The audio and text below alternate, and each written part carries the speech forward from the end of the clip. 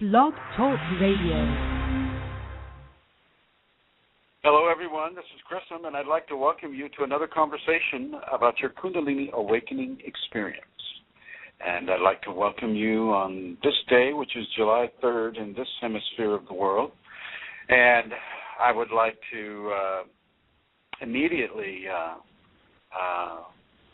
welcome the family in the Kingdom of Kerry, who has been reunited for the first time in some time, and this would be Santara's family in the Kingdom of Kerry, Ireland, and I would like to welcome Helena, visiting from her new home in New Zealand. So welcome, Helena. And I would like to say welcome to Santara. Are you there? Yes, I'm here, Chrism. Thank you, and thank you for the welcome. Helena is actually listening to the show tonight, and it's wonderful that she's here with us. We haven't seen her for nearly 2 years, so thank you for that. That was nice. Well, you know, have your whole family reunited again after 2 years. Quite a reason to celebrate, my opinion. Yes, it is. Today I'm going to bring a tether of information from our last conversation, which was done in Ireland and Florida on my part, but now I'm back here in California, and that tether of information has to do with health and the Kundalini, and the information I would like Santara to present. But before we get into all of that, I would like to thank everyone for listening. I'd like to thank you who are listening in the archives, you who are listening live. I would like to thank Amelia Santara and her husband John for promoting and creating this vector of information to be given into the populations of the world. I would like to thank Eileen Laurel for the many of the gifts that she contributes to this, and many of the private students that I have who are exploring and engaging their Kundalini awakening experience. So thank you, everyone, for listening and involving yourself in this program.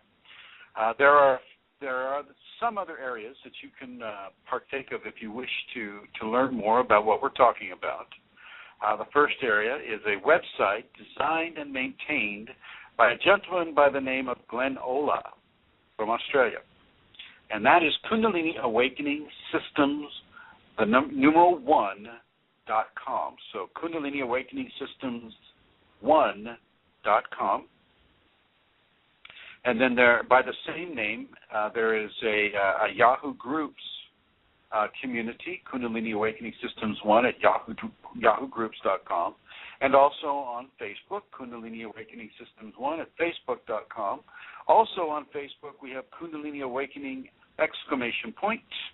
We have a Kundalini Ashram, and we have Kundalini Healing at facebookgroups.com, but also at Kundalini Healing on yahoogroups.com. So those are some other areas to receive this information. And also on YouTube, we have about 263 videos on the YouTube channel.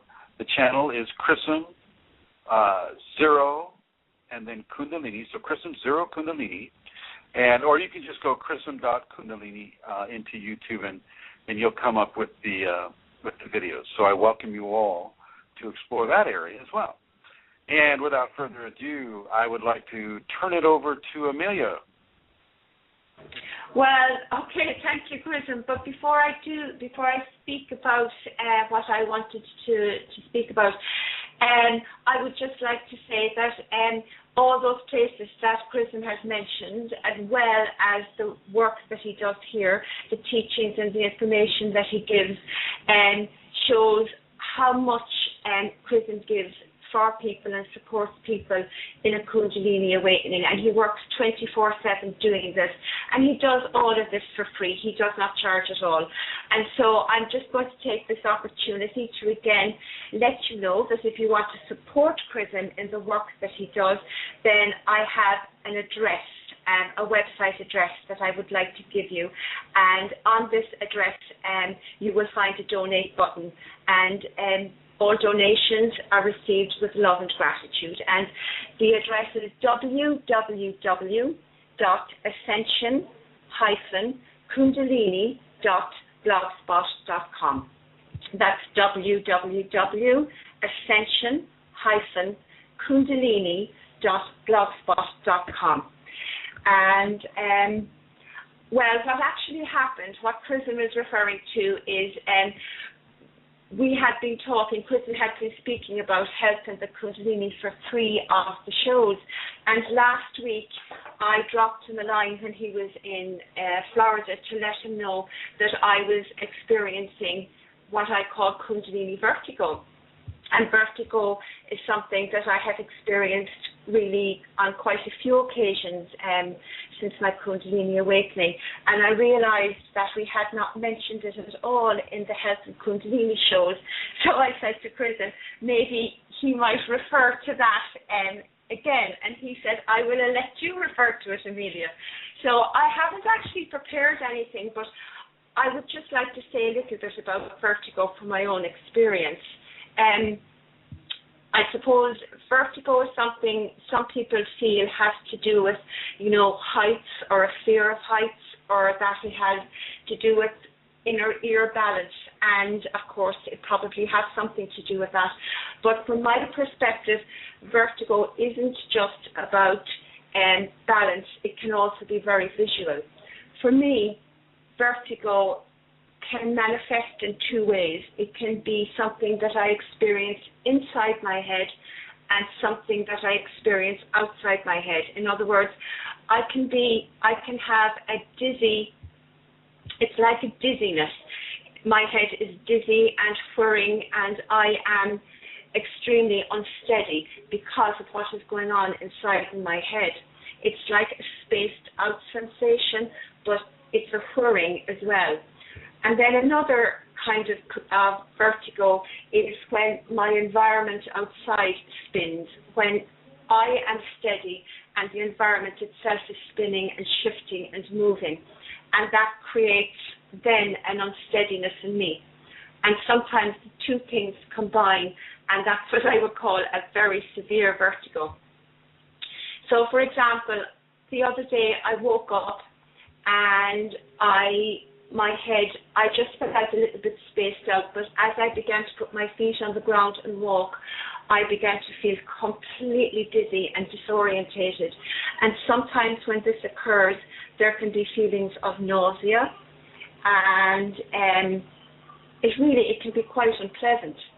And sometimes for me, this can occur out of the blue, just, it doesn't have any references at all. But on this particular occasion, I feel it was a communication from Kundalini to me, and it was connected into diet and things like that. So sometimes the vertigo comes almost as a communication of when I need to pay attention to things, and other times it doesn't. But it is most definitely a Kundalini symptom. And I know that other people have experienced it as well.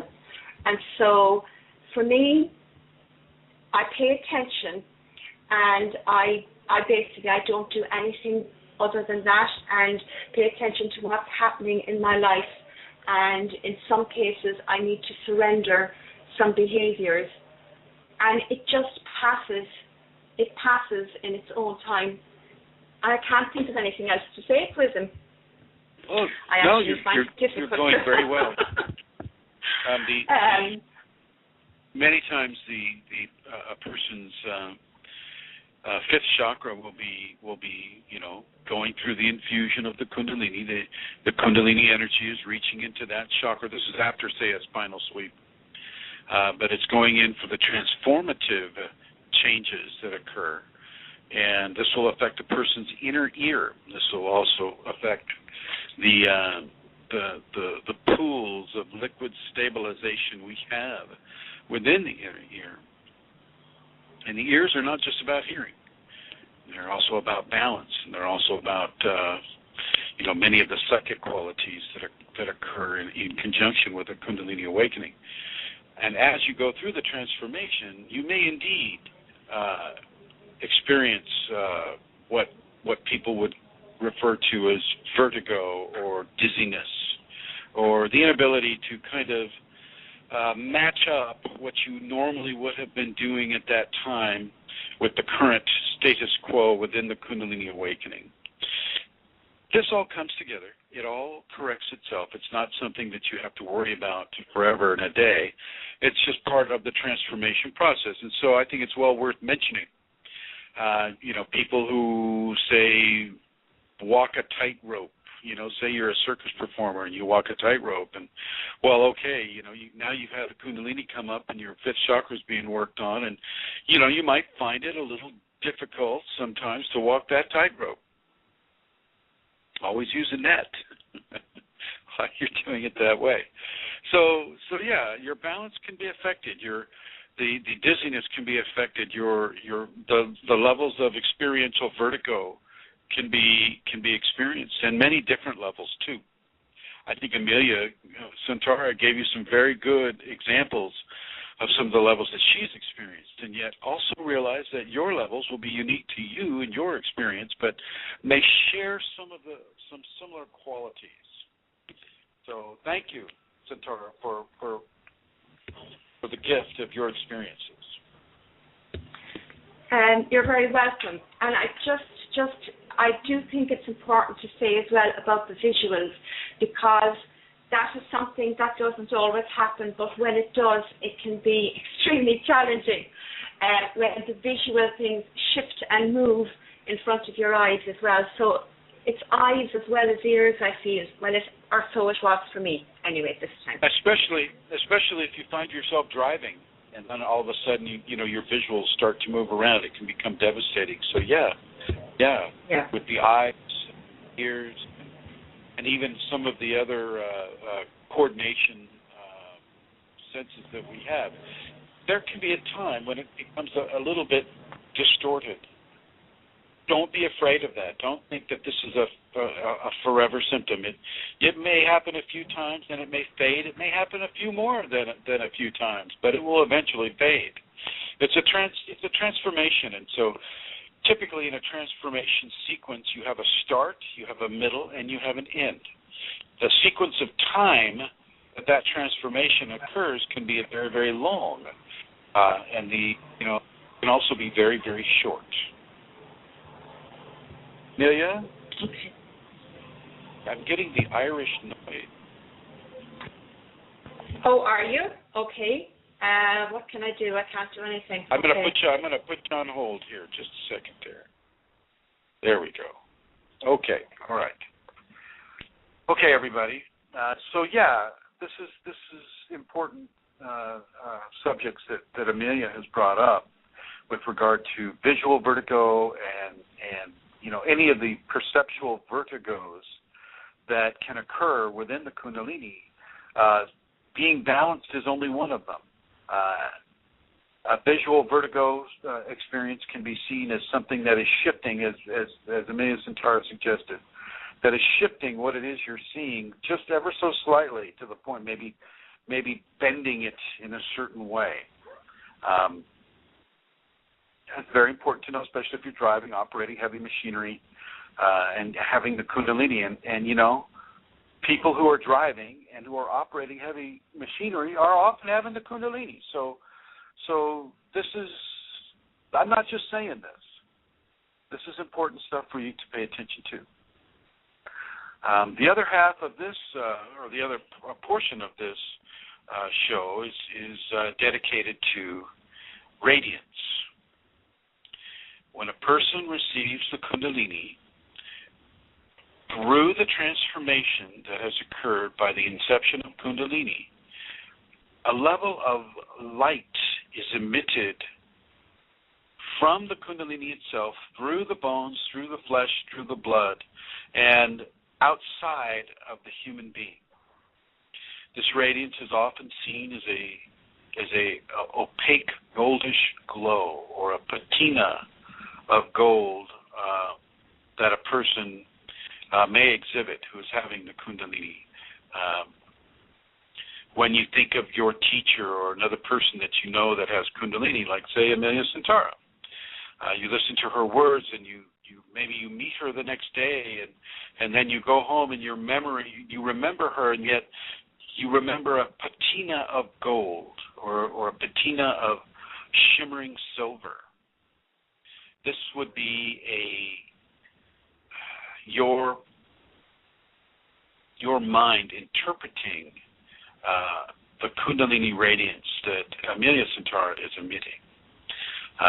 This is the same with me. When people think of me after they've met me or after I've sat on their furniture or things like that, they recognize that there is a gold energy that is left on that furniture or about me as they see me. And this is natural to the Kundalini. Many Kundalini people will have this, and it's not to be seen as an affliction, and yet nor is it to be seen as any great exaltation either. It is a fact of the energy. It is an artifact, if one can use that word, of the radiance. The radiance itself is a real thing, and for those who are having Kundalini, you can feel the beginning of the development of the halo, which is the corona of extreme energies that go from the neck and over the head. These are the beginnings of the radiance phenomena, and they will flow throughout the entire energetic field of the individual, and this is where people who don't have the Kundalini may begin to sense its presence, the presence of the radiance field. Now, the energetic footprint of a Kundalini person can be quite large. A city block is not out of the question. A mile in diameter is not out of the question. It just depends on the person, the level of surrender they have, the karmic disposition they have with regards to having the Kundalini at that time in their life, doing what they do. Okay? It's a tremendous thing. It's no small matter having the Kundalini, and yet you as an individual, shall we say, ego-based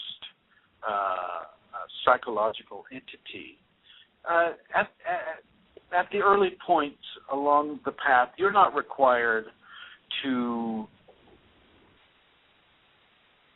be, shall we say, responsible for the Kundalini radiance that emanates from you.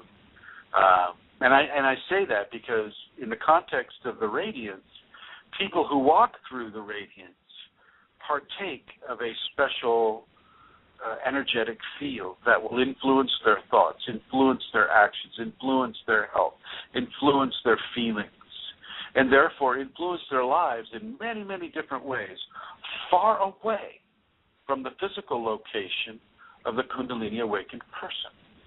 Okay? This is the purview of the Kundalini radiance itself. You have to remember that Kundalini is itself an intelligent energy. And the amplification of this, I'll call it a divine intelligence, is given through its marriage to the physical human body system. So even though you may not realize that you're having this really great effect on Mary Jo Lewis, 3/4 of a mile away from you, the Kundalini knows. Matter of fact, the Kundalini knows exactly what Mary Jo Lewis needs to experience, and it's giving it to her. Your responsibility is to be able to control your thoughts and the emotions that you put behind your thoughts. Control the way you think and what your inner dialogue is saying. Because as your radiance flows out from within you to outside of you, so do some of the particles and potentials of your thoughts and emotions travel with it. And because people are walking through that radiance field, if they happen to have a matching energetic issue of, say, anger at somebody cutting them off on the road, or, road rage plays a big deal in our society these days. Not so much, everywhere, but here in the States it does, and I know it does in Russia, and pretty much everywhere except perhaps Ireland. Road rage can occur, and so it's very important to begin to control the way you think, how you feel about people that are, say, challenging to you. You do this as part of your own personal maintenance within the Kundalini anyway. These are part of the safety protocols: forgiveness, tolerance, patience, compassion, love, selfless service. All of these qualities are part of the individual maintenance of the person having Kundalini anyway. But with regard to the radiance, as much as you can, adopt a pattern of forgiveness and love. And I don't mean sticky, sugary, syrupy, sweet love. That can get old, believe me, really fast. I'm talking about love of seeing will used correctly. So, choices made that are based in love, that show that a person is responsible and caring and helpful, and at the same time allowing other people the freedom of choices that they need to have and to make. Love is not always about romance. The radiance of love is often about courage, bravery. It's often about sacrifice. It's often about nurturance. All of those things, all wrapped up. And these are just the tip of the iceberg of what the radiance of love involves. And so really understand this, that as you are within, so is it done without or outside of you. As within, so without, as without, so within. And to continue that equation, as above, so below, as below, so above. I'm going to bring Centaura back on here. Hello, Centaura. Hello. Is the noise gone? Hey. Yep, the noise is gone. Thank you. Thank you very much. So I understand that Ireland doesn't have road rage like sharks. It doesn't have sharks. No, I totally hold. We do not have sharks, but we do have road rage, unfortunately. Oh, I'm sorry to hear that. Yeah. No, we are not unique in that way, unfortunately. Well, yeah. I wanted to ask you if you could keep an eye on the chat room there, and if anybody has a question that they want to ask, that they can feel free to either ask it there, or everybody, you can call 347-934-0026. For any question you have about your Kundalini, you can call 347-934-0026. You can call it here in the United States, or you can call it from another country. You might want to add a 01 in front of the 347. So I would appreciate, Centaura, if you would be able to monitor that, because mine's not coming up. I'm not getting the chat. You're not seeing it. Okay, I will do that, of course, yeah. So as we continue our conversation about Kundalini Radiance, I want everybody to understand that this is a tactile thing. People feel it. Not only do people feel it, but animals and insects and fish feel it. They feel it and they will respond to it. And they will typically respond to it in a positive way, or in a way that is positive for their species. So, for instance, you may not recognize that a positive symptom for a shall we say, a wasp is to wave its abdomen up and down. You may not understand that, but that would be one of the positive symptoms for a wasp to to express positivity to radiance.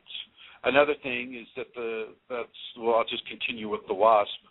The wasp is a lot smarter than we give it credit for, and it will read what we need to see as positivity, and it will often mimic what it is we need to see, we as human beings need to see as a positivity, and will adopt that expression.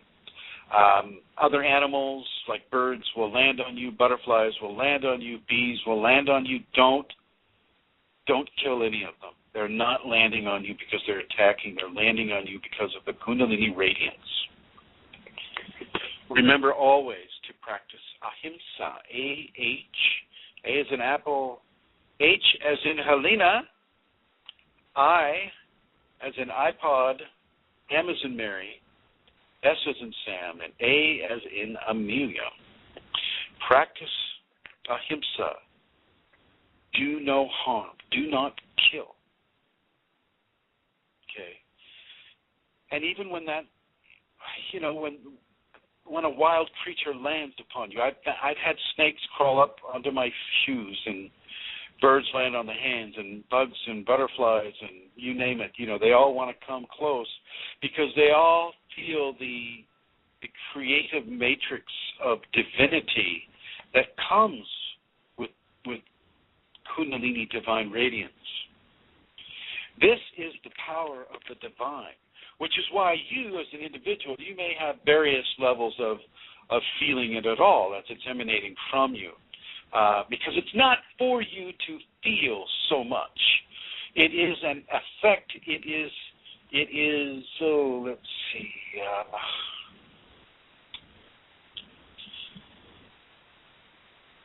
It is beyond your senses for the most part.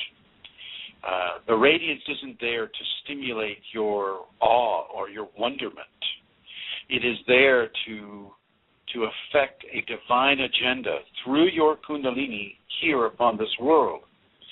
So that is what it does as you stand in the grocery line, as you stand next to a person at the hospital, as you sit in your car, as you do any of the things that you do in your daily doings of life. So will this radiance emanate from you and do its work upon other people. And I must say that it's typically a very, very, very positive level of work that is being done. Let me give you a difficult situation. A man has kidnapped a young woman and is torturing her and having his way with her. And he himself is being tortured by entities that are causing him to lose himself in levels of violence and rage and self-hatred, which is often quite necessary before a person can even do those types of activities. Somebody with Kundalini may pull up in their car next to the house that this is taking place in. And all of a sudden, that woman is allowed to go. And the guy doesn't know why, and the girl doesn't know why, but what they both know is that it's happened. This is the type of thing. It will change a person's demeanor towards love, towards the sanctity of life, towards the expression of honesty and the understanding and honoring of truth, okay, towards the validation of grace, the grace of love, the grace of courage, the grace of truth, the grace of being able to stand on your own 2 feet, okay, self-reliance. All these things can be increased by virtue of standing within the radiance field of a Kundalini awakened person. Now, yes, this Kundalini awakened person, they need to have had a spinal sweep. They need to pretty much be non-resistant to what the Kundalini is giving them to experience. There are certain requirements for people that they must partake of in order to to open themselves so tangibly and selflessly into the Kundalini. You can't be, having Kundalini and hating every minute of it, saying, oh, damn you, Kundalini, leave me alone, I hate you, da-da-da-da. You can't be in levels of resistance. First of all, because your emotional attitude and the energetics that you're developing within that kind of a response is going to be very detrimental to people around you. Okay, so your radiance is greatly limited by the action of the Kundalini itself. Remember the intellectual properties of the Kundalini itself. It knows you better than you know you. Okay? I'll say it again. The Kundalini knows you better than you know yourself. But that doesn't mean that it makes all the choices for you, because it knows you. Well, I know Mr. Chrism, and so therefore I make all the choices for him. No. You have your work to do as well. You need to come in to a recognition of the Kundalini. You need to be at peace with this, in love with this, working towards this. If you're like a private student of mine, then you're doing everything that you're being given to do, within the idea of a lesson or a practice or things of that nature. You're doing everything that you should be doing, that I have given you as an instruction, and so on and so forth. The Kundalini does know you better than you know yourself, and yet you still have your work to do.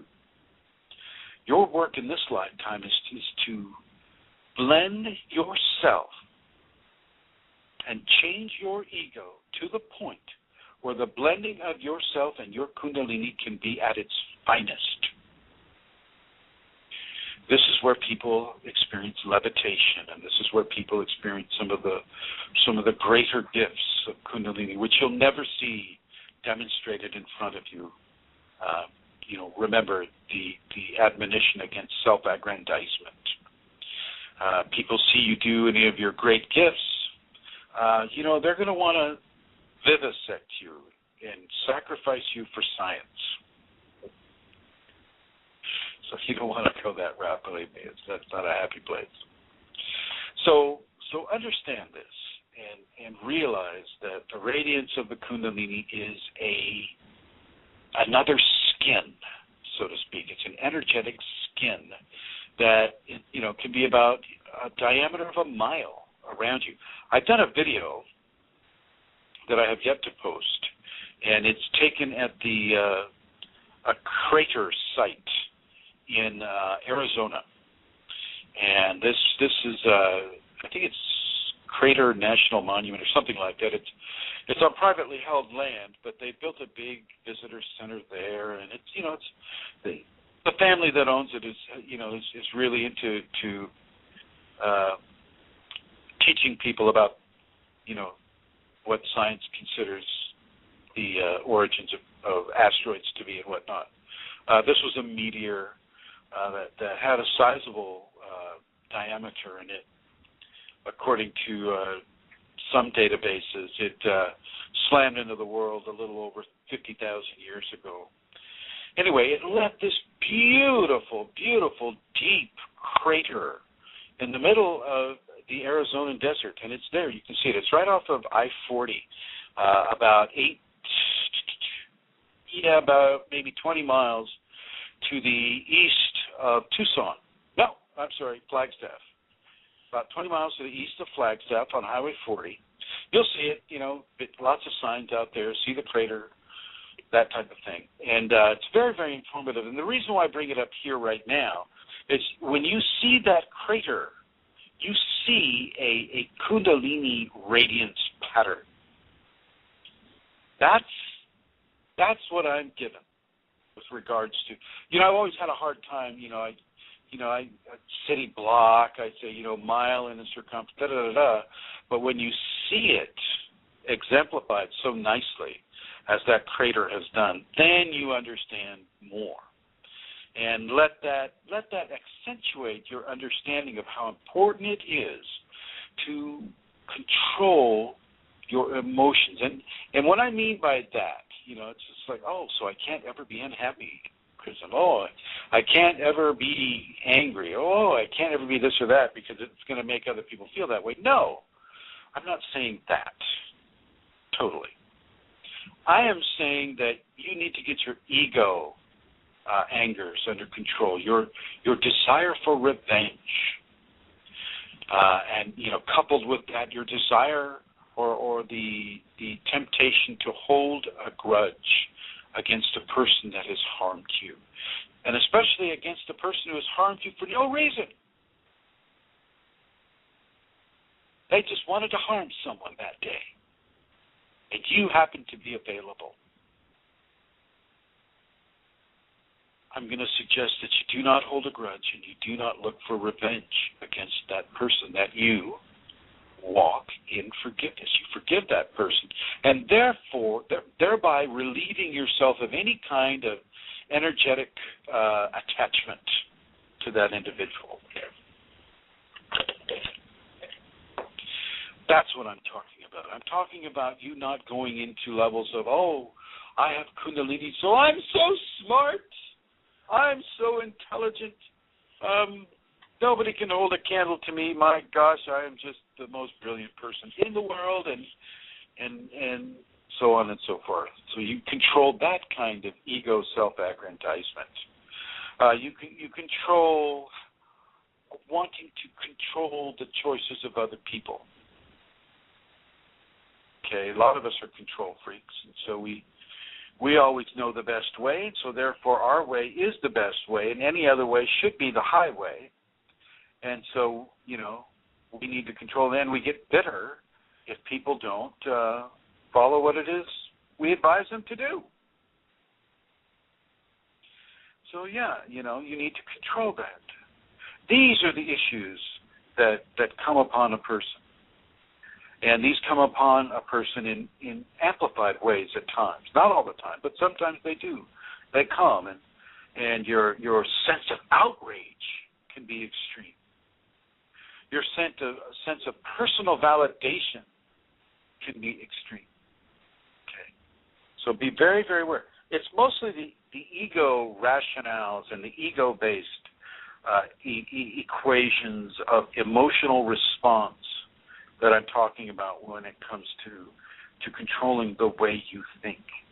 Most of us aren't always, right mind. Wait a minute, let me back up on that. Lots of us are not always in a depressive state of mind. I have to say, though, that before my Kundalini came up, I was pretty continuously depressed. Didn't really feel I fit in very well here at all. And even after the awakening, came up, then I knew I didn't fit in very well here at all. There was no question. And so this can lead a person into levels of depression, and this depression can be radiated outward from their body. And you can even see people that have just a regular, 6-foot envelope of energy around them. And when they're in a bad space, boy, you can feel it, you can see it, your body responds to it, and you take a step away. Maybe you move out of line next to that person. Let them go ahead of you or whatever. You can feel it. And so these are the types of things that I'm talking about when I say control your thoughts. And I do reiterate, control your thoughts. It's very important to do so. As best you can, walk in the footsteps of St. Francis of Assisi. And this was a man who walked in forgiveness. And if you look at any of the pictures that they have of him from the 10th century, birds are landing on him, butterflies are landing on him. What do you think's going on with old St. Francis? Kundalini is what's going on with St. Francis. They just didn't know what else to call it. They called it Holy Fire of Christ or, something. Anybody that may have a question about their Kundalini awakening experience, feel free to call 347-934-0026. There with is a radiant. question, Chrism. Oh, sorry. Hi, Shocked can you hear me? right out of that. Okay. What's that? Sorry. There are 3 questions from Sadvi. Will I ask them now, or do you want to wait? That's fine. Now's good. Okay, so the 3 questions. So it is, are the 5 bodies the sheaths or layers that yoga talks about? The next one is, do each... Let me answer this one. Okay. Yeah. Hi, Sadvi. Hello. Thank you for listening, and thank you for asking a question that many, many, many more will appreciate beyond this one day. The sheaths or the purushas, I believe, is what the Sanskrit term is. Purushas, the sheaths that. When you read it from the Sanskrit, you kind of get the idea that these sheaths are covering the person outside to in, but I see them more as an inside to out. They are part of what is a human being is. The 5 bodies are not taken directly from the purushas or from these layers or sheaths that you're speaking of, but there are similarities. I can't disregard it. When the safeties were being written, the 5 bodies kept coming up to me, and then with the addition of the 5 Tibetans, 5 always kept coming up. 5, 5, 5. 1, 2, 3, 4, 5. And you follow it up to the 5th chakra and all of these things, and you begin to realize that the other 2 that make the 7, and actually the other 4 that make up the 9, those are not strictly physical, and so those have a metaphysical and physical identity, and so they're not included in many of the ancient writings as a strictly physical phenomena, whereas the 5 are. You have the 5 senses, you have the 5 chakras, you have all of these 5 scenarios. With the sheaths, there are similarities. I won't deny that, but they were not designed following the Purushas. I looked up Purusha later on. The word kept coming into my head, and I had no idea what Purusha meant. And still, it's not a very clear thing. You get so many different translations. But the sheaths and the 5 bodies do have similarities, and if you're following a Sanskrit model, then use the 5 sheaths as a way of focusing your 5 body expression towards a greater harmonizing attitude with the Kundalini. I hope that helps, Sadvi.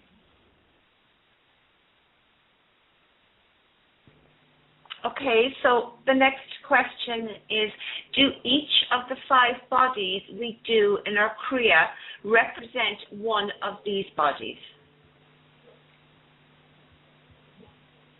Do each of the 5 bodies we do in our Kriya represent one of these bodies? Do each of the 5 bodies we do Kriya, that doesn't seem to make a lot of sense to me, but let me just... There are Kriyas for each of the 5 bodies. When you have a physical Kriya, you won't necessarily have an emotional Kriya at the same time.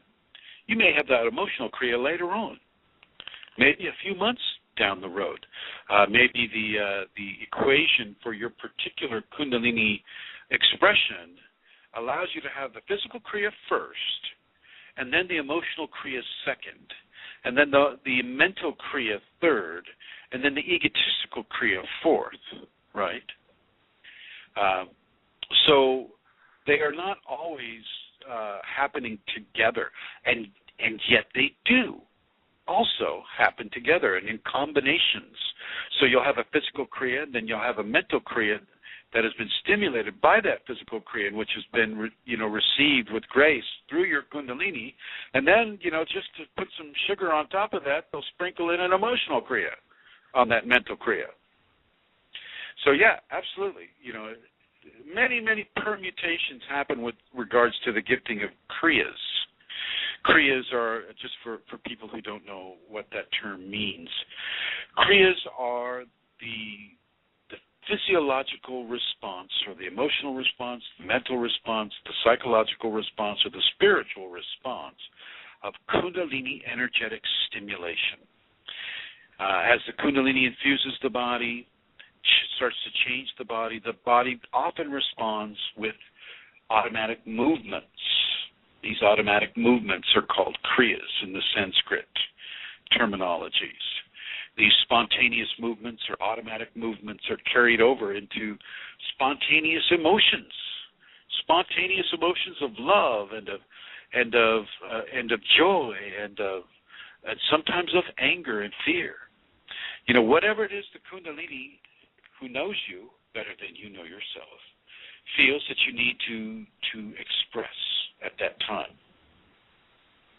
So when you have a Kriya, you can have spontaneous harmonic Kriyas at the same time, or just the singular Kriya. And it'll be up to the individual to determine what is occurring. Am I getting a three-part harmonic Kriya? I'm getting a physical Kriya, a mental Kriya, and an emotional Kriya at the same time? Or is it just a physical Kriya and an emotional Kriya? It's a two-part harmony. So they can respond singularly or in numbers or in groups. Depends on what is needed for that individual. Is there another question? Thank you, Chrism. Yeah, and the final one was, when we have our Kundalini sweep, is the 5 bodies all included in this sweep? When we're having a Kundalini sleep? Sweep. When we have our Kundalini sweep. a spinal sweep, right? I think so, yeah. Is the 5 bodies all included in this sweep? Yes. Absolutely. A spinal sweep is typically all-inclusive of all 5 bodies, yes. And the back will arch, the eyes will go up and in, the mind will be stimulated, the sensory functions will be acute. You pretty much get it across the board as all chakras open up and receive the strong flow of Kundalini up the spine and up the top of the head. Absolutely. What typically happens, though, is you don't get an individuated experience. You have an ultimate experience, an experience of it's getting into areas that words, I have to choose my words carefully because these are divine areas, hard to describe. Nirvana comes to mind.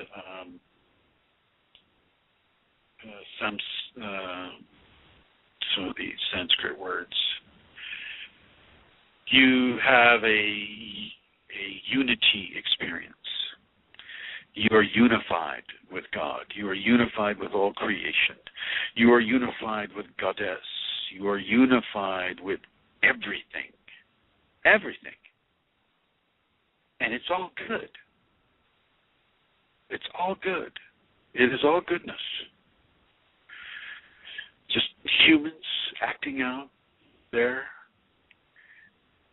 karma, the karma that they've made in other times and the karma they're making right now, in a beautiful symphony of spiritual evolution.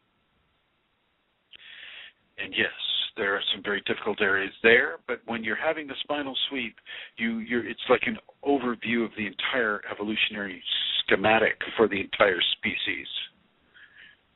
So you're not cherry picking. You're seeing the whole thing, and that whole schematic is a schematic of love and of joy and of spiritual evolution towards the divine that we human beings are continuously in the process of making. So that's the best I can answer that one. Okay, thank you, Chrism. There are no other questions in the chat room at this time anyway. If there are, I'll interrupt you again. Thank you. Thank you very much. And thank you, Sadhvi, for asking such excellent questions. So as we begin to control our ego-based, shall we say, our primal thoughts, Kundalini will harness our positivity, our steadfastness, our discipline, our compassion, our knowingness, and it will broadcast those qualities within itself as a filament of energy within the much greater spectrum of filament energy that is within the Kundalini, and it broadcasts itself and ourself into the environment at about a mile radius. And that's side to side and up and down, too. Don't forget that. Side to side, up and down, a great sphere of radiance. So when I post that video, you'll kind of get an idea of what we're talking about. Very, very powerful things. Very, very powerful things, which is why not everybody gets to have this in the world. They're not quite ready yet. They're all going to get ready. They're all getting ready. This is what they're doing. But different times for different folks. That's what it is. We have to meet our karma in other ways as well. So, as you recognize your radiance, now one of the things that I'm going to backtrack a little bit here. I'm going to go back to the halo. The halo is, I have to go back even. The seventh and sixth chakra, the forehead chakra and the top of the head chakra, the fontanelle. These represent divine gateways on the human being. The thousand-petaled lotus is what the Sanskrit people called it, still call it. But there's a lot more than 1,000 petals. A lot more. And these micro chakras radiate divine currents of energy. And they do this not only through, say, an inside to outside formula, but they also do it through the sixth chakra, which is really hard to explain. That the sixth chakra is kind of like a universe of its own.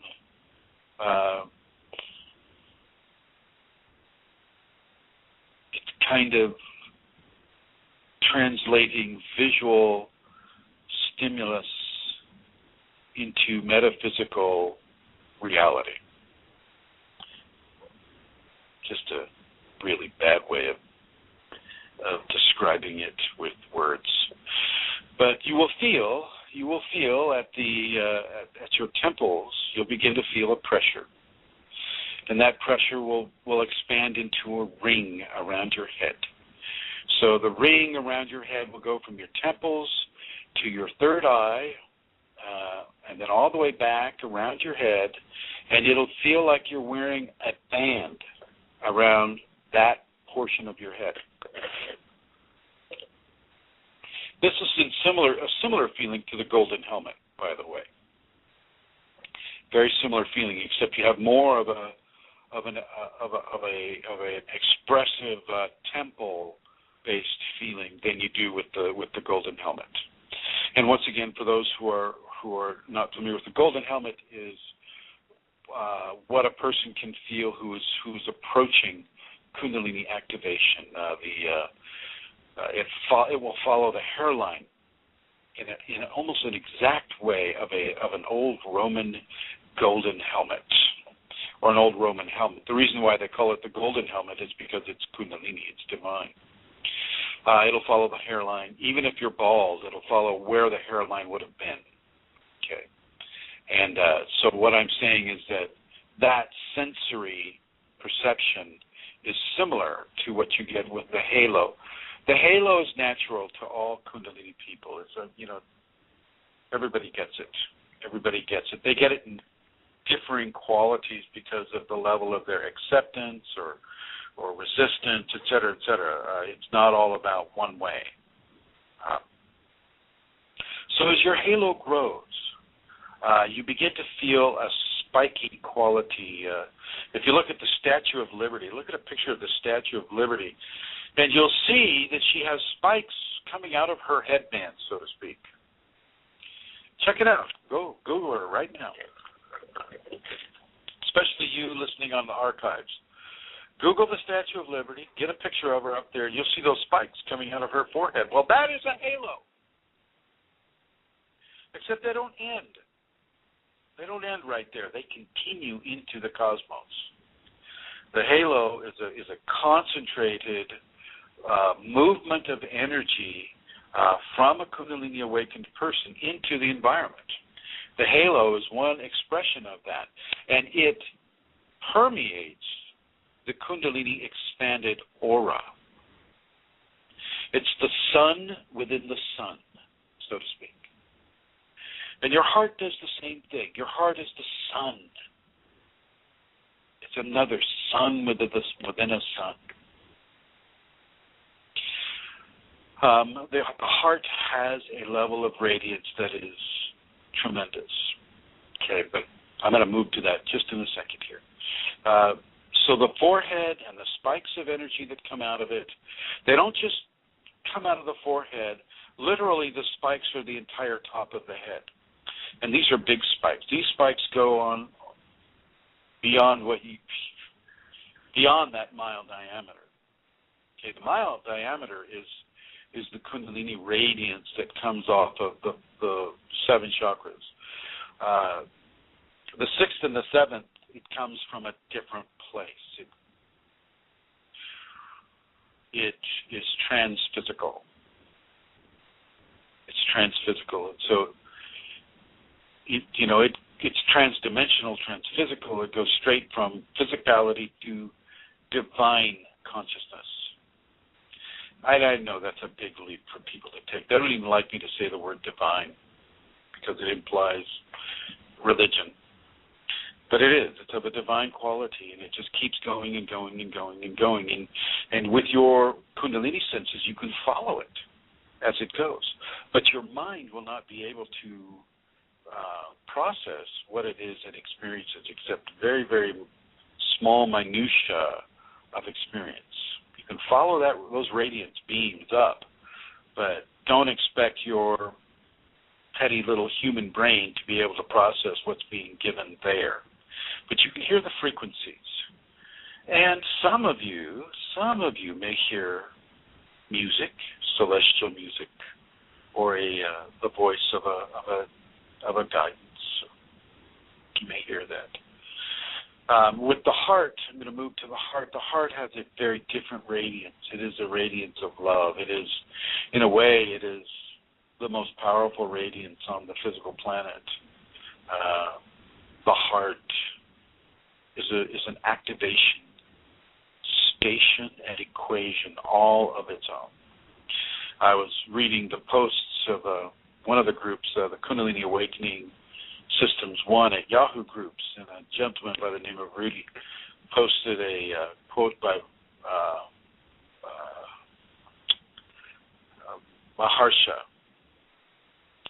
And Maharsha teaches that, in his experience, or actually he's quoting the Upanishads, these mystical, spiritual writings of the Sanskrit people, that the heart is really where everything takes place. That everything emanates from the heart, and he quotes different writings to support that theory, and I won't disagree with them. Well, actually, I do have to kind of disagree with them because I felt it come from the base of the spine and go up to the heart, and then from the heart go up through the throat, through the forehead, into the top of the head. So I know that there are other dynamics that maybe aren't being addressed within the quotation. But I like the quotation because I like the importance that he places upon the heart chakra. And there are actual heart activations of the Kundalini that can take place. You feel the love to such a degree that it explodes out of your chest. Now, don't think that you're going to see, your body is going to explode. You're going to see, pieces of yourself fly across the room. I'm not talking about that kind of an explosion. I'm talking about a very, very, very strong feeling of love and blessings and grace and beauty and joy, a jubilance of all those qualities magnified 1,000 times or more. That's coming out of the heart chakra. This is a real deal. I've had this. This is an amazing thing, and other people have had it too. But it is not the only way. It is not the only combination of events that can occur. However, the heart has its own level of Kundalini radiance, and this radiance is what is often called upon when we are given to heal or to pray for the healing of another person. A dear friend of mine just passed.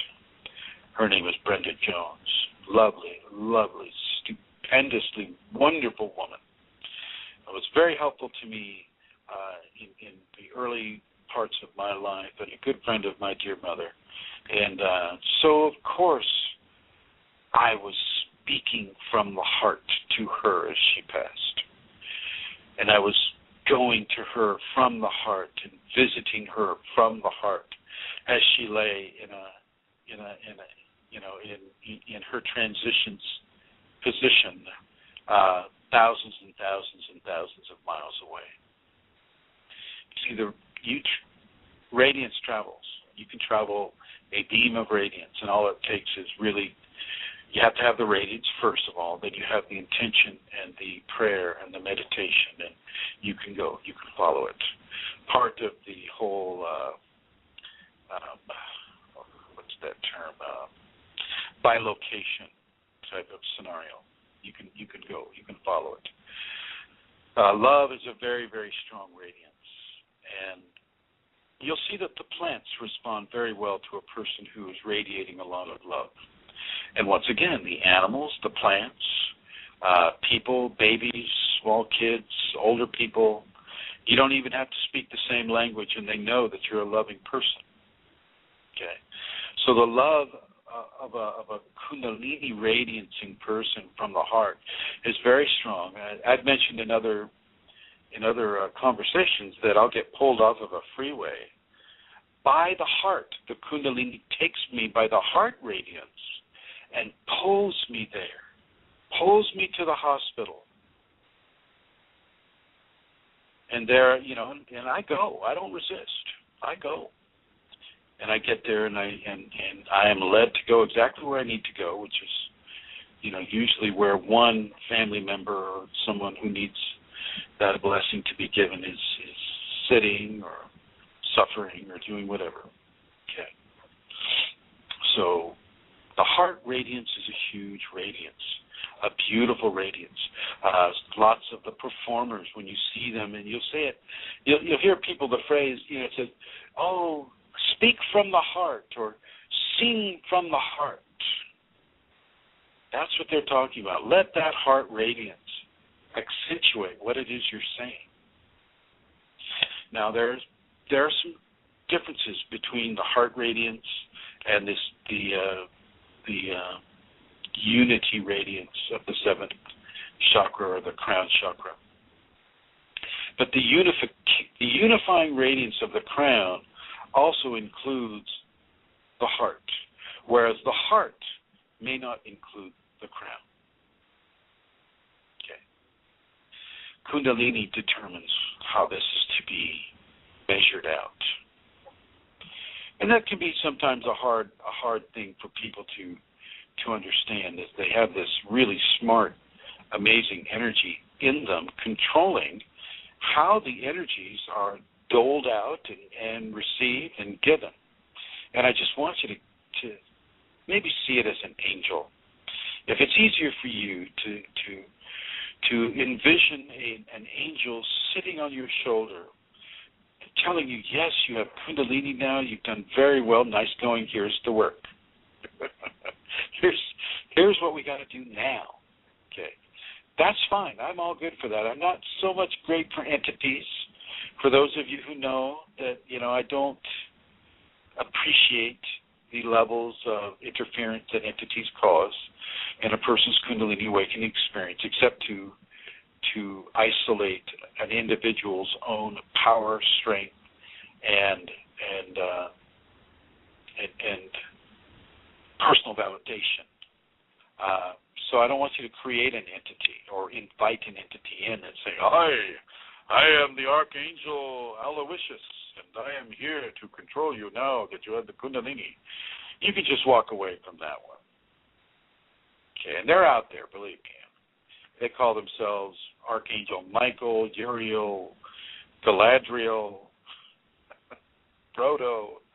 I mean, they'll call themselves anything that they think will get your interest. Okay, so you just ignore all of those. Definitely ignore them all. And with the radiance, you don't get to hurt, but you do get to help. And that is not a decision that you will always be able to make. That is a decision that the Kundalini itself will make. It will determine how that goodness is to be given. And it may give you something physical to do with it, say with the radiance, because, when you start seeing your energy, you're going to see energy coming out of your hands, out of your fingertips, out of your mouth, out of your toes, your toe tips, your knees. The chakras that you can see, you'll see the energies coming out of there. You'll see the hairs on your body are like little mini grasses. I'll just use the grass, because if I say serpent, it just freaks people out. So little tender, beautiful, lovely, sparkly blades of grass. And waving around, you'll see the energy emitting off of that. And that is your radiance. That's sparkle. Some people are mentioning on some of the communities about the glistening. The glistening is not the radiance. The glistening is your sixth chakra viewing of life as it is,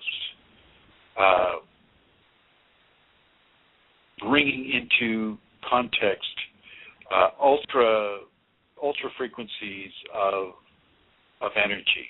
So frequencies that only accompany Kundalini will begin to assert themselves into your sensorial visual input. And that input will begin, you'll see a frosting of light over everything.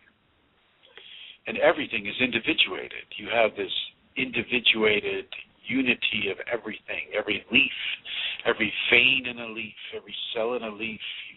You know it and you feel it and you see it, and it's embossed with this frosting of light, of scintillating, sparkling sometimes light. And this is another aspect of the Kundalini. Another aspect of the Kundalini. I would like to invite anybody that has a question to call in at 347-934-0026. Amelia, are there any other questions? No other questions at this time. We have a lot of listeners in the chat room, though. So hello to everybody there. And if they have any questions, I will pass those on to you if they type them in. Well, thank you. And I would love to be able to see you guys there, you guys and gals there. And I apologize, it's not coming through on the iPad for whatever reason. it's in that constant loading mode. But thank you for joining me on this day. And the TBA, I asked Amelia to put this as a to-be-announced show because I wasn't sure until the last minute what the Kundalini in me wanted to talk about. Various things were being run around with another show on just the health or another show on something different. And so, it was, plus I've been doing a lot of traveling. As some of you know, I spent the last 2 weeks with Eileen Lauro, moving her from California to Florida. And I just arrived back in California yesterday. And so I didn't get a real clear fix on what was to be the topic, and so I apologize if the TBA, threw anybody off. Oh, radiance can flow upon the visual system. Not what I was just talking about with the glistening. That's completely different. With the glistening, you're seeing greater levels of energetic frequency. It's a simple seeing. It's greater levels of visual input. With the radiance, you're embossing or infusing your radiance with a thought or an emotion or something of that nature. So you can flow an intention upon the Kundalini radiance with its permission, of course, or it won't work. It won't stop you. It just won't work. You can flow that radiance to another person. So this is how you do a long-distance healing. Is you see the person and you flow that love to them. You flow that wholeness and that health to them. You flow that love and the grace to them if they're transitioning like Brenda Jones was doing.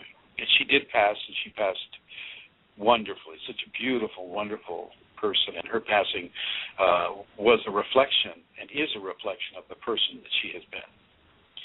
And so you can do that long-distance healing. It is not impossible because there's nothing that the flow of energy cannot get to. If you can see it, the radiance will go to it.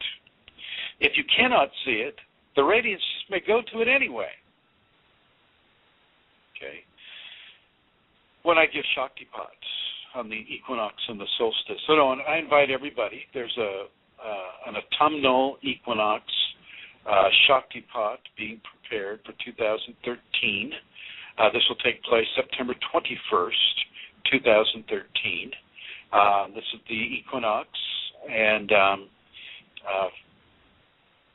to sign up for that Shaktipat, you go to the Kundalini Awakening Systems 1 at Yahoo Groups or Chrism Kundalini Shaktipat on Facebook.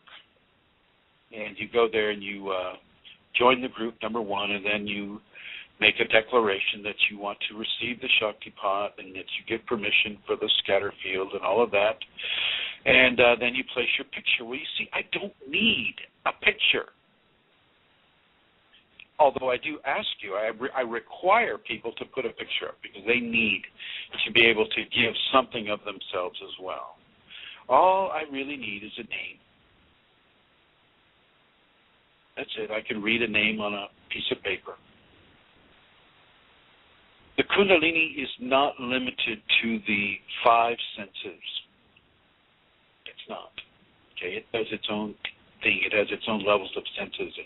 Anywhere from 1 to 1,000. The Kundalini has many vectors of expression and experience upon the physical world through the Kundalini awakened individual. You can understand, why so many people want to have Kundalini. And you can also understand why it often comes to people that don't want to have anything to do with it. You can see that those are the people that won't abuse or try to abuse those powers. The people who come with this with amazing levels of respect and integrity and truth and surrender to the divine will, These are the people that have earned the presence of the direct divine within their life. Jesus comes to people that have the Kundalini. For you Christians out there, Jesus is very well. Jesus had the Kundalini. Jesus appears. He appeared in this house, in the room right next to me over here. I'm staring at Amelia's painting that she gave us here. Right on the other side of that painting, Jesus came to a woman who was not a Christian, who didn't know who he was, and he left without telling her who he was. Okay? This stuff is real. This stuff is not make-believe. It's only make-believe for those who cannot handle the truth of the expanded reality. Now let me go on with the radiance here. Radiance is physical, divine, spiritual. It's part of this world, and yet it's not of this world. And because it's not of this world partially, it does not, I'm looking for a word here, it doesn't have to comply with the laws of the physical universe. And it doesn't at all comply with them. It does to the certain extent that it's within the world, within the human being that is having the radiance. So yes, the human being, physical flesh, even with the transformation into the divine, the physical flesh needs to be nurtured, needs to be exercised, needs to do all the different things that the physical flesh needs to do. But the Kundalini itself is timeless, is ageless. It does not conform to the scientific method. And therefore, it does not conform to the rules that we understand science is setting up.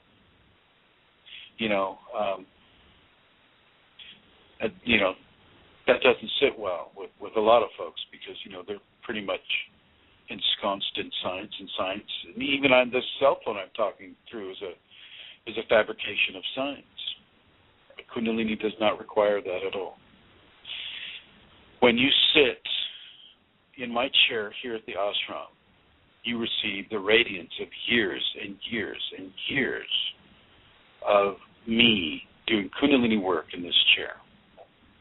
So you receive the radiance, the direct, unadulterated radiance that this chair emits, or any chair that I sit in. Amelia, are you still awake? Yes, I am. Riveted. Have you sat in this chair here, did you? Yes, on more than one occasion. I did a course. And yes, do you want me to speak about that? When you sit in the chair, it has a real effect. It has had a real effect upon me. And I have felt it in different ways. Sometimes, it's just, I've meditated in the chair and it has been just a beautiful meditation. Other times I have felt, my tingling in my body. I have felt the energy actually, the radiance move into my body, move up through my body, move through my spine, move right up through my body, through my head. It has affected me in very many different ways. But there is always a beautiful, beautiful feeling from being in that chair. It's one of love and it's one of peace. And I would recommend for everybody to visit the ashram and sit in that chair. Well, and I'll extend that invitation to everybody who's listening to this. If you want to come to the ashram, you can do so. You can email me at kfire4all. That's K as in Kundalini or King, KF as in Fred, I as in iPad, R as in Radiance, E as in Emily, F as in Fred, O as in Oscar, R as in Radiance, A is in Apple, L is in love, L is in love. Kfire for all at yahoo.com. So KFIREFORALL at yahoo.com, and that's all lowercase. So you're all and invited. The thing is, the thing is as well, I feel the Kundalini within me respond. I can feel my own Kundalini when I'm sitting in that chair. It responds every time. Well, yeah. It's not. I'm certainly not replacing your Kundalini. Your Kundalini is responding to my Kundalini that is sitting in the chair. Mm-hmm. Yeah. Actually, there's another comment here as well in the chat room from Sadvi, and it's about the glistening. And she says that she has had the glistening of the light on leaves and bushes in nature. And she's had it 2 times, once when she was at an ashram in India, and once 2 years ago when she had the Kundalini awakening. And it was not just in nature, it was with people as well, and she even had to wear sunglasses. So that's her comment on the glistening. Well, and actually, I remember. I'm surprised the sunglasses worked at all. I remember as well. It's transphysical. Yeah. I remember as well when you were speaking earlier a time where for a couple of days I was conscious, like physically aware of absolutely every single blade of grass, every leaf on the tree. And it was constant, and it went on, even driving the car. As I would be driving the car, I was aware of every single branch on trees. It was an amazing experience. Now, it's not with me now. It was Thank just God that for you particular and time. your family. Yeah, I know. But it's an amazing thing, and to yeah, I know, and to actually sit though, to actually to be quiet and to look, it was amazing. It's an amazing thing. Yeah. Well, thank you thank you, Sadvi, for your comment, and to you as well, Amelia. Thank you for your description. So the radiance sticks to physicality. It will stick to a chair. It'll stick to a doorknob. It will stick on a glass or utensil, silverware, on a wrench or a pencil or a keypad. It will stick to that. And it will have physiological effect on the next person who may or may not be awakened that comes in contact with it. So once again, this is another reason for you to be very, very mindful of your thoughts and your emotions and your feelings. And it doesn't mean that you can't get angry. It just means that you can't stay angry. You don't get to stay angry. I know. I'm a hardline here about that. But you don't get to stay angry. You can, however, stay joyful. You can stay feeling good. Matter of fact, that will become a permanent place of expression for many of you. If you practice any of these teachings, if you accept any of these understandings, your entryway into permanent levels of joy and bliss are being constructed by you and your practicing of these teachings.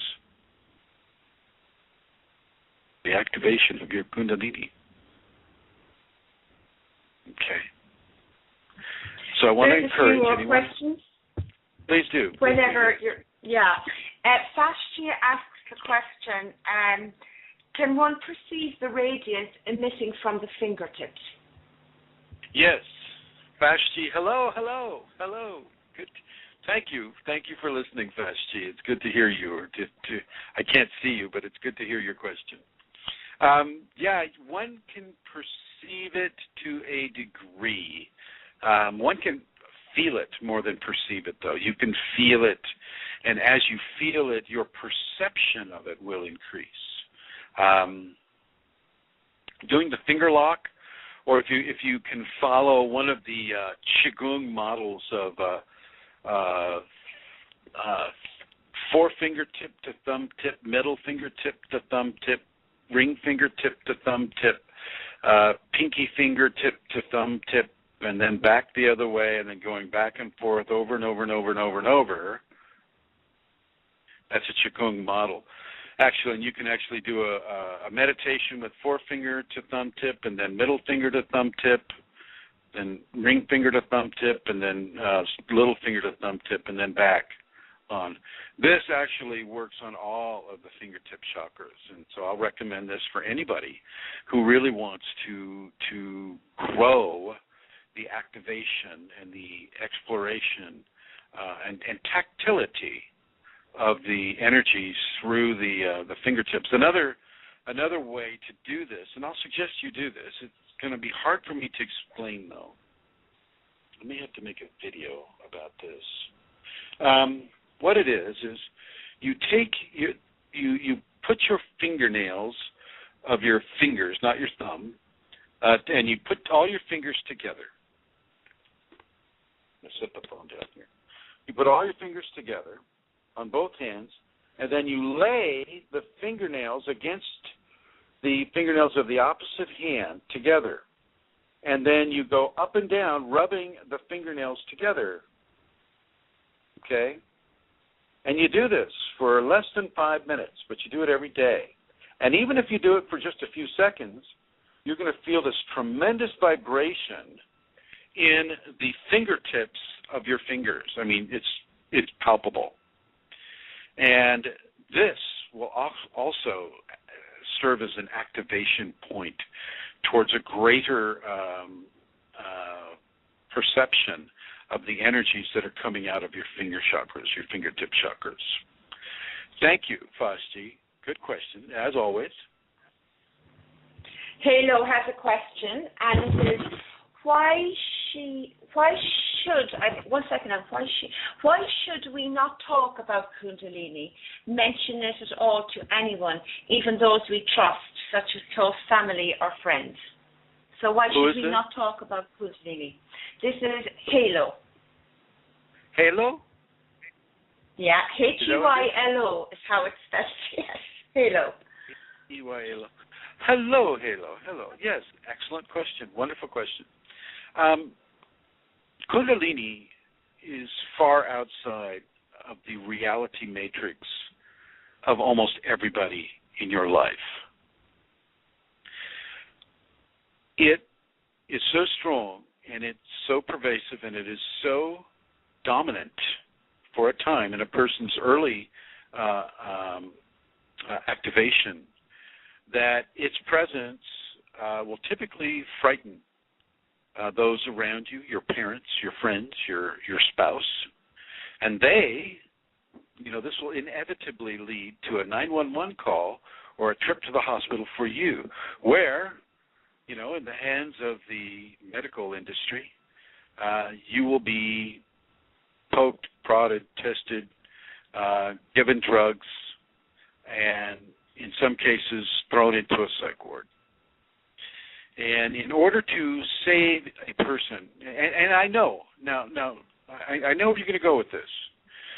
I know that you would never think that your friends or family would do that type of thing. Never in a million years would they do that to you.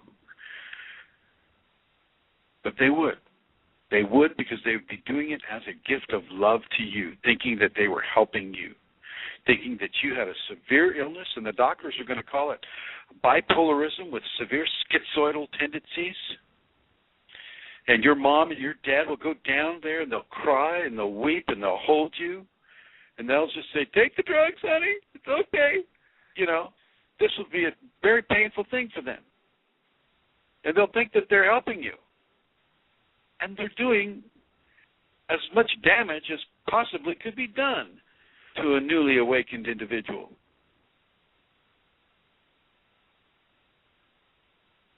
That's why you don't talk about it with them. It's not because you want to keep something from them. It's because some people, they're just not ready yet to have it. They're not ready for the amount of phenomena that's going to occur. I had another student come up to me the other day. Yeah, I just split up with my ex-wife. She thought I was being, what's the word? Possessed by demons. She thought I was being possessed by demons. Now, if he had just been able to keep it to himself, which he didn't know, he didn't have this information at the time, he maybe would still be married to this person.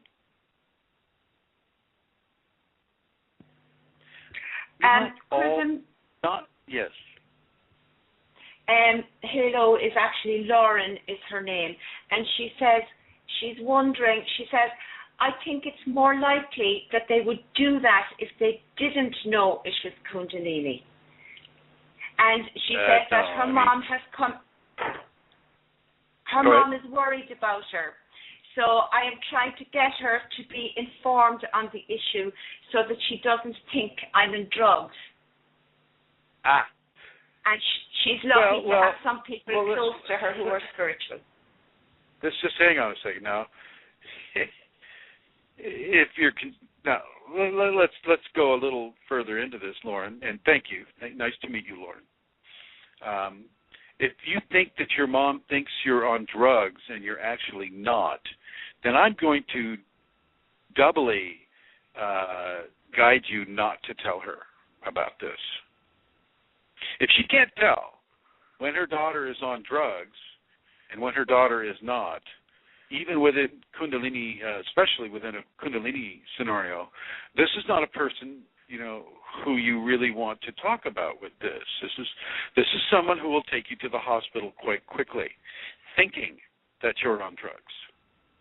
This is not a person that you need to have a kriya in front of that can resemble a seizure. It's a very, very short hop for the unawakened mind to go from kriya to seizure. Oh, she says it's a kriya. Well, whatever the heck that is. It looks like a seizure to me. Call 911.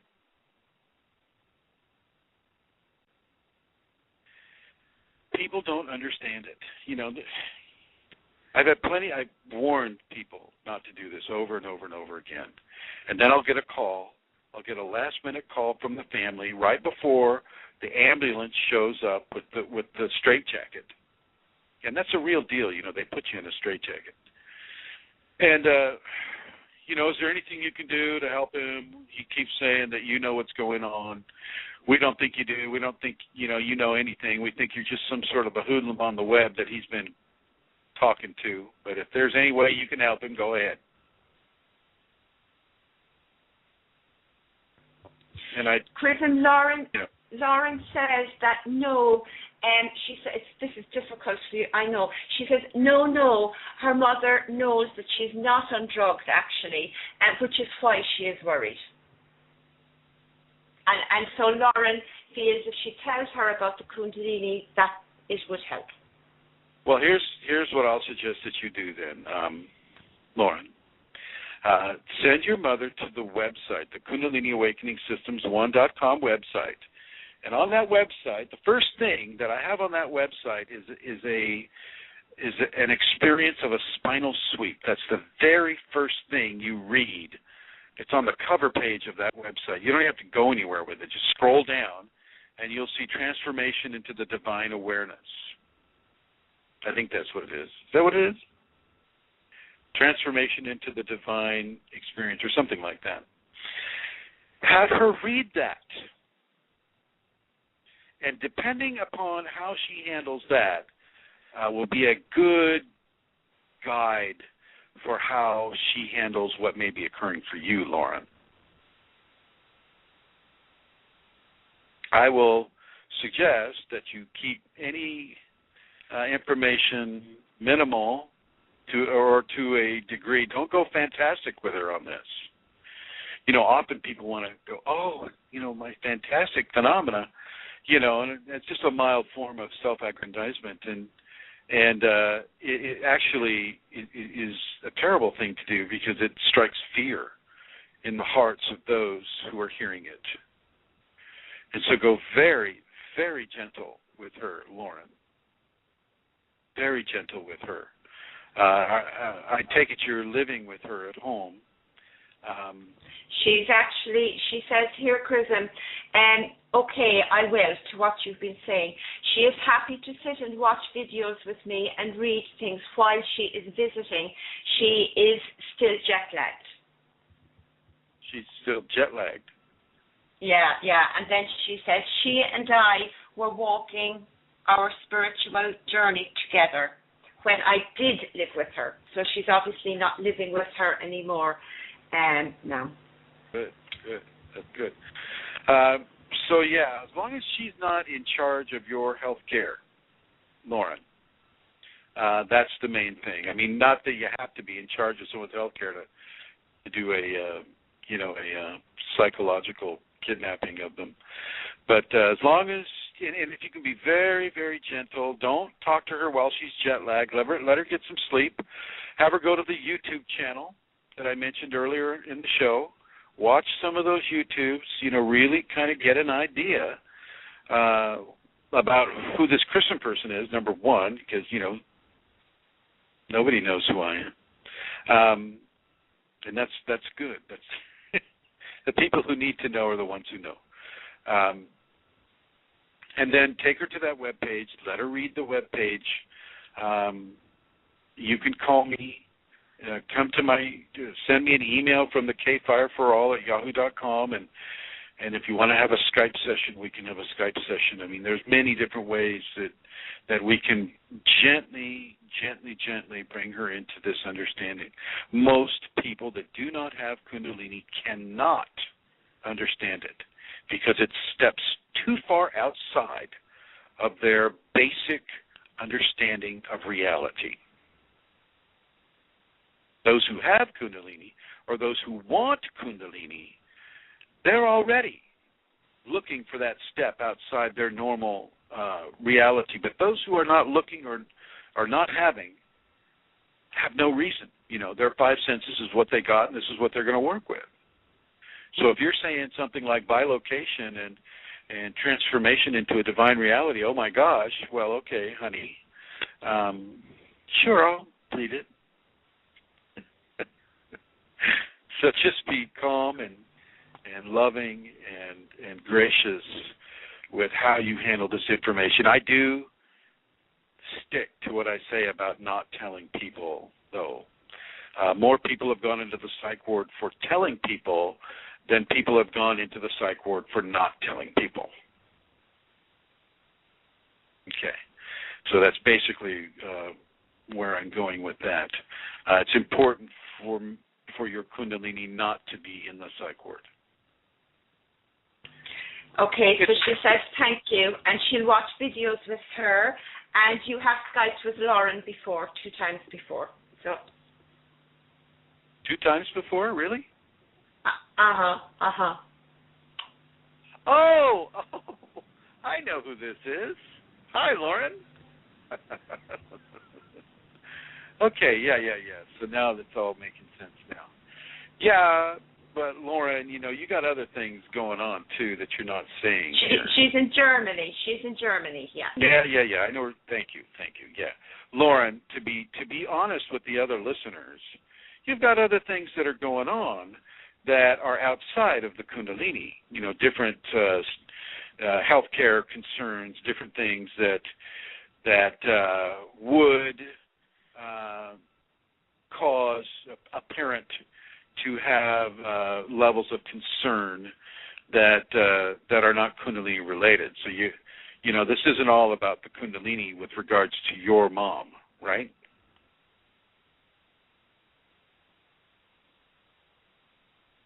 Yes. Okay. Any other questions, Amelia? Hello? Yes, Chrism.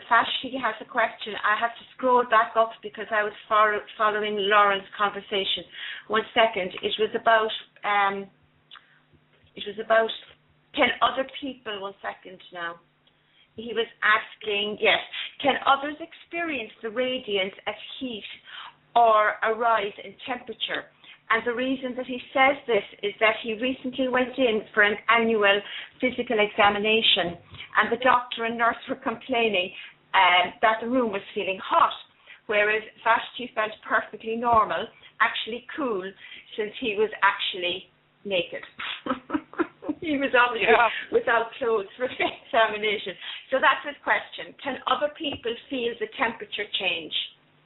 Well, what they feel the radiance, but their mind will process it as heat.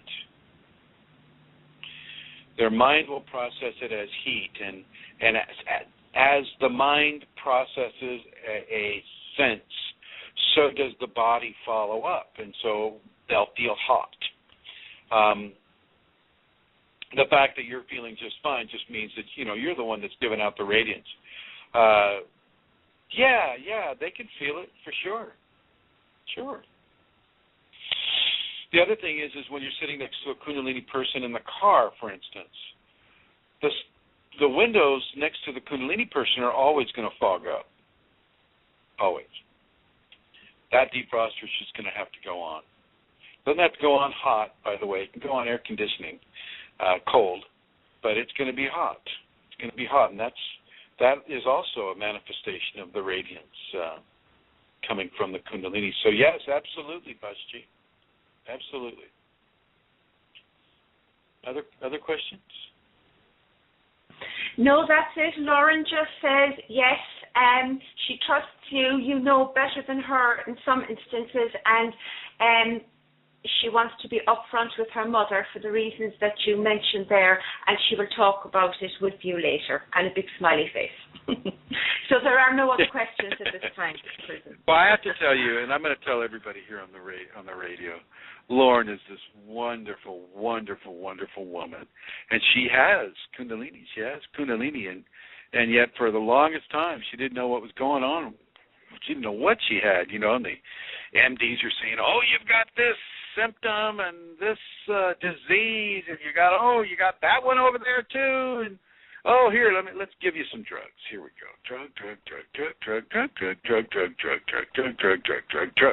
And this is the typical medical response to a person with Kundalini. This is what you're going to run into. It's going to be, from the heavy drugs to the strongest of tranquilizers, Depakote, and you'll constantly be walking around in a blur for the rest of your life if you let the medical industrial complex into your Kundalini awakening. They don't understand it. Once they do understand it, then they'll still want to give you drugs, but at least it won't be as, at least they'll have some understanding of it. Lauren's great. She's first class, top notch, all the way. And I have to tell you all that I'm getting a battery signal on my phone, and so I'm going to end this conversation gracefully rather than getting cut off. So I would like to thank Amelia Centara. Thank you for putting this show together. Thank you, John, and another hello to Helena, and may your own divine grace follow you back to New Zealand if that's where you're going. And everybody, Vashti and Lauren and Deva Sadvi and everybody who may be listening, may the love and grace and beauty of the divine Kundalini flow within you, and may you accept that flow without any resistance whatsoever. If you wish to get a hold of me, please do so. If you wish to get a hold of Amelia Centara, please do so. Amelia, can you give them your email address? It's kundalinimatters@gmail.com. kundalinimatters@gmail.com. Amelia, it's been a pleasure talking with you. And you, Chrism. And thanks to everybody. Bye. All right, everyone. Good night. Good night.